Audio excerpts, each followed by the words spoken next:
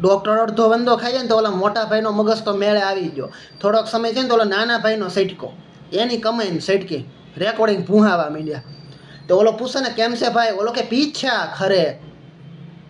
એ કે કેમ હું? એ કે પીછા ખરે. થોડોક સમય થયો ને તેને મામા આટો મારવા આવે કે કેમ છે પણ? કે પીછા ખરે.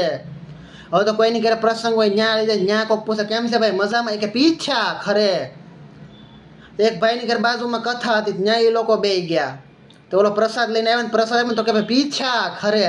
તો ઓલા કથાવાળા કે ભાઈ કે અમારે કે આવા સારા પ્રસંગમાં કે ક્યાંય ક્યાં ને પીછા ખેરવા તમે લાવ્યા કે પછી તો ક્યાંય બી ક્યાંય જમવાનું હોય તો ઓલો નાનો પાગલ થઈ ગયો, એની પાછળ મોટા ભાઈને બધું બાંધ કોઈ કાંઈ આમંત્રણ આપે નહીં. તો ઓલાને યાદ આવ્યું જે મને દવાખાને લઈ ગયા છે ને એ કે ન્યાય કે આને બતાવવા દે કે મારું એ કે મેળે આવી ગયું કે આનું આવી જાય. લઈ ગયા સાહેબ પાસે. તો ઓલા મંદિર ત્યાં ડૉક્ટરના કેબિનની અંદર દાખલ છે ને કે તમે કે વંદાવાળા કે નહીં? એટલે કે સાહેબ હા કે હું વંદાવાળો, પણ કે તમે કે વંદો ખાઈ ગયા કે નહીં? પછી કે મારું મેળે આવ્યું પણ કે મારો નાનો ભાઈ છે ને એની સટકી. કે કેમ કે શું છે કે ઉડતા ને બેહતા ને હાલતા ને કે બધા એક જ વાત કે સાહેબ કે પીછા ખરે છે કે એમ જ નીકળો બોલે રાખે. એ કે કાંઈ નહીં કે લઈ લો અંદર કે મારે જોવો પડશે. સાહેબ કે આવ બેહાડ્યો હામો. સાહેબ કે ભાઈ બોલો શું થાય છે? એ કે પીછા ખરે.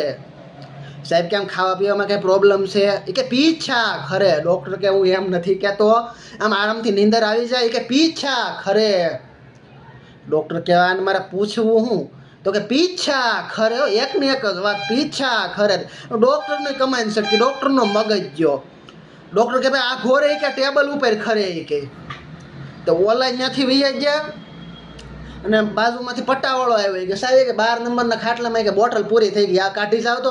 સાહેબ કે પીછા ખરે. ઓલા બે હારા થઈ ગયા અને આ ડૉક્ટરને પાગલ કરીને આ લોકો વૈયા ગયા. બોલો.